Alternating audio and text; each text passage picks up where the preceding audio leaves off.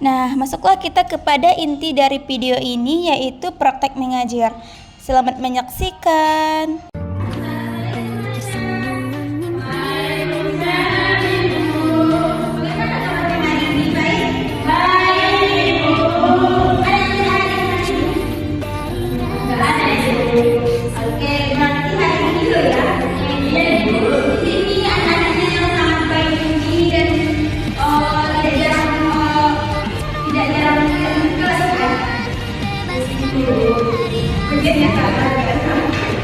Baik, materi kita hari ini yaitu menerapkan adab berjalan, berpakaian, dan makan dan minum. Tadi ada yang sebelumnya? Ada yang belum?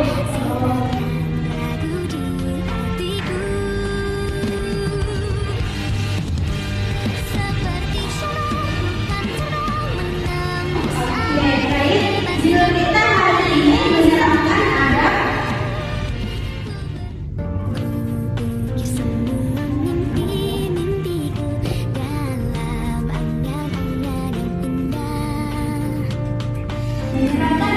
berjalan, berpakaian,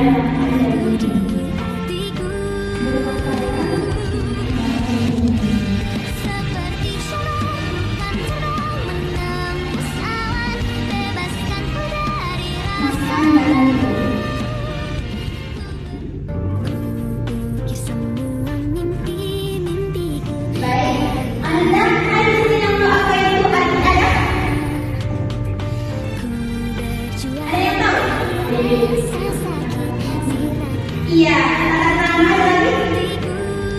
Anda berterima kasih. Tidak tahu. Nah, kita akan menjelaskan sedikit tentang pengertian adab. Yang dimana adab itu adalah cara kita menerapkan sifat dalam kehidupan sehari-hari, dan dalam Islam menjelaskan bahwa adab itu sangat penting dalam kehidupan kita, yang dimana dapat menunjukkan kepribadian dan sifat seperti orang. Yang dimana jika kita memiliki adab yang baik, maka hidup kita akan berjalan dengan baik,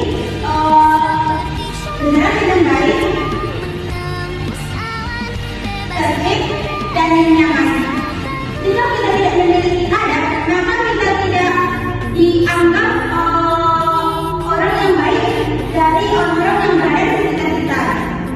Nah, yang pertama kita harus menerapkan adab berjalan. Adab saat berjalan.